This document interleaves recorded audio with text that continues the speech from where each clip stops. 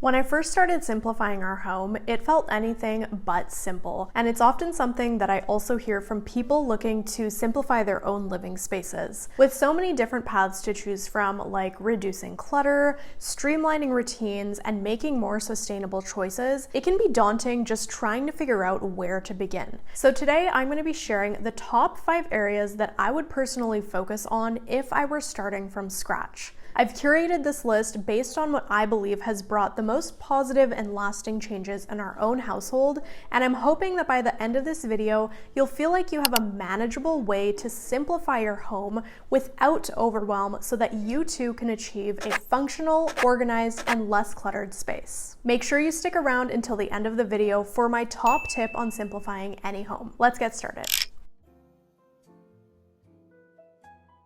When we first moved into our condo, we stocked up on a range of cleaning supplies, and a lot of the products that we bought were designed for specific tasks like cleaning glass and mirrors, stainless steel, toilet bowls, shower and sink grime. Honestly, you name it, there is a product for pretty much anything you can think of cleaning, and we probably had it in our cabinet. But while these products did do the job, they actually ended up taking up a lot of space in the storage cabinet, and they also made the whole cleaning process much more tedious than it needed to be. After our daughter was born and diagnosed with eczema, I began to research ways to make our home safer for her and for us. And one of the more significant changes I've made recently has been switching from those specialized commercial cleaning products to more natural ingredients and homemade solutions. So what I use now is water, white vinegar, baking soda, and cast iron soap. I'm not sharing recipes here because I'm thinking about doing a dedicated video on this, so if that's something you would like to see, feel free to comment down below. Now, I may be a little bit late to doing this whole homemade cleaning solution thing.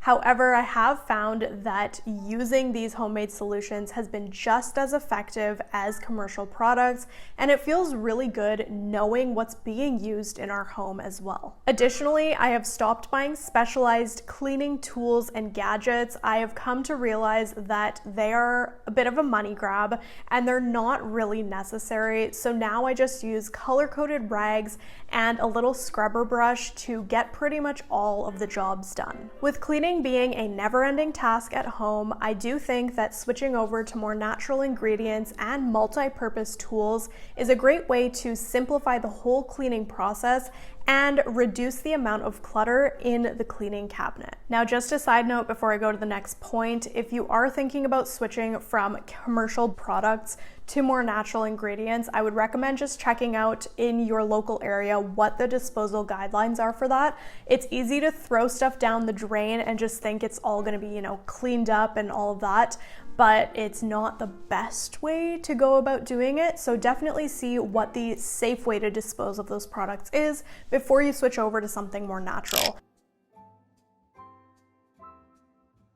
For the first little while after we moved into our condo, our bathroom cabinet and drawers were overflowing with product, and there was a lot of stuff in there that we rarely ever used. I do believe that this specific category of product is easy to accumulate because it's become the norm to buy and try a variety of products and to always be searching for something better. New skincare brands and makeup brands are popping up every other day, I swear. I've definitely found myself trapped in that consumption cycle in the past, but I have since learned that once I find something that works for me in this category, I don't need to keep searching for something better, even if it's trending and even if it's recommended by somebody that I trust. Paring down to just a few essentials that really work for us in each of these personal care categories has made our daily routines much simpler, and it's also made packing for travel quicker.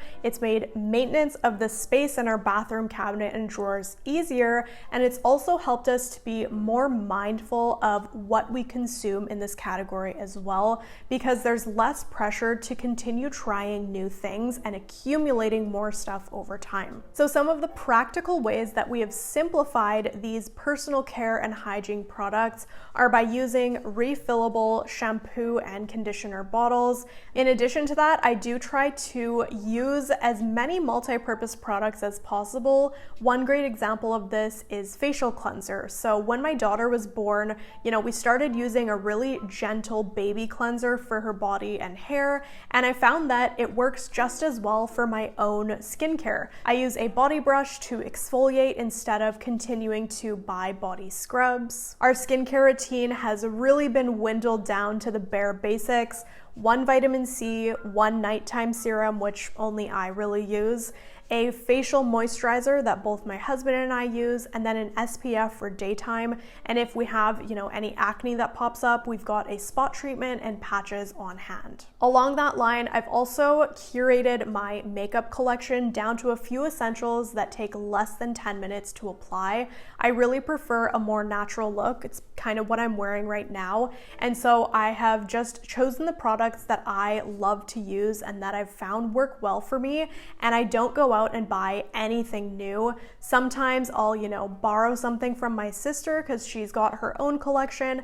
But aside from that, I really know what I love, what works for me, and I stick to it. So if you feel like you need some simplification in this particular area, I would recommend just going in and picking out the products that you've recently been using every single day, and then separating those from the things that are just lying in the cabinet that you don't really reach for. You don't need to get rid of them right away, but just see what you go into that particular collection to use.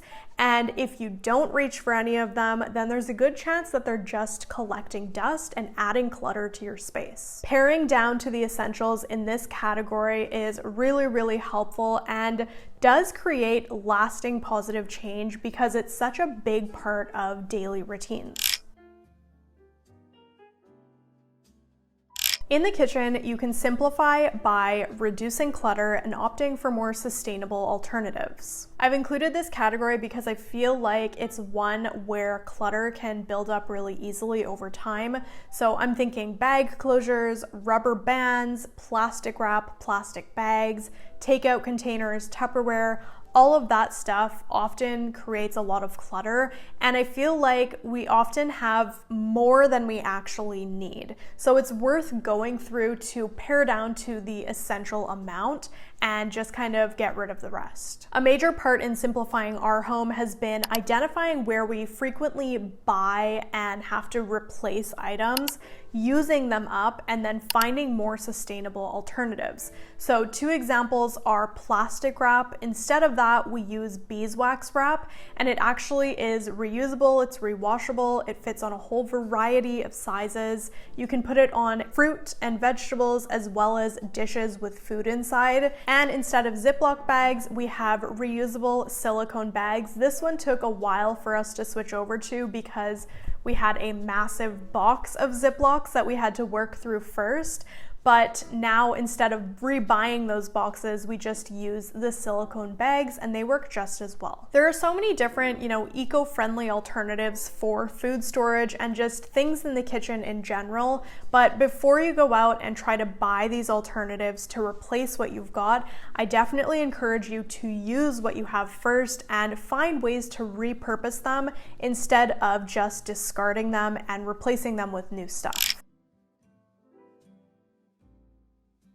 I don't know about you, but single-purpose gadgets for the kitchen really get me going. Like, I find them so cool and very tempting to buy, but often they end up being more cumbersome to use, and personally in my kitchen, they've never really stood the test of time. I'm talking your avocado slicer, cherry pitter, apple corer. There is a gadget for pretty much anything you could possibly want to do in the kitchen. The problem with these though is that they're not versatile, so they end up just being used for that one specific task and then they're shoved back in the drawer when everything else is being done, and they just add to the clutter because of that. The latest example of this for me was a citrus juicer that I picked up for less than $5, and even though it was super cheap, I rarely ever use it because squeezing a lemon or a lime by hand is so much more convenient than pulling out that gadget and then having to clean it up after. Simplifying to a few versatile tools like knives, for example, can really help to make your space more functional and organized, and it can also make the cleanup of food prep much quicker and easier to manage.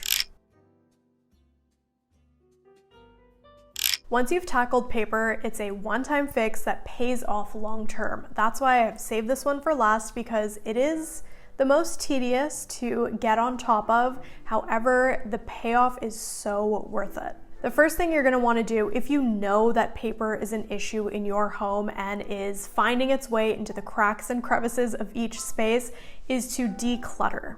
Shred outdated documents. Honestly, just grab a bin and start going through everything. Throw them in the bin if they're for shredding. Recycle unwanted junk mail, flyers, newspapers, things that are outdated and that you really have no purpose for. And then sort your important files into categories like bills, mortgage payments, statements, anything that you feel is important to keep. Sort them into the categories so that everything is organized. You don't necessarily need to keep these things though, because the next step is to go digital. Scan your essential documents that you've sorted through, whatever you feel is worth keeping, and then store them in a confidential hard drive. You can set up a filing system on your desktop or hard drive for any incoming pieces of mail that you receive. And if you live in a building with kind of shared mailboxes, try to put a label there requesting no junk mail so that nothing further comes in. The next time you receive a physical document of something, make it a priority to ask whatever company is sending you that paper to go digital and send you e-copies instead. By following these steps, you can definitely streamline the process of dealing with paperwork, which then in turn will help to simplify your daily routines and free up some space in your home. My top tip for simplifying any home is to not try to simplify everything at once. Take your time with it, pick one area of your home that you feel overwhelmed in, and slowly start to make those changes so that they actually last. Now, I know I've shared some product swaps in this video, but I don't want you to feel like you have to go out and buy those. In fact, I think it's more important that you use what you have first before switching over. And while you're using what you have, you can take the time to do some research, consider your options before, jumping in and buying something new. When the time comes that you do want to make some product swaps, I do have another video where I've shared some of the other more eco-friendly options that we've implemented in our home. So I will link that above for you to save to your watch next list. Thank you so much for watching, and I'll see you in the next one.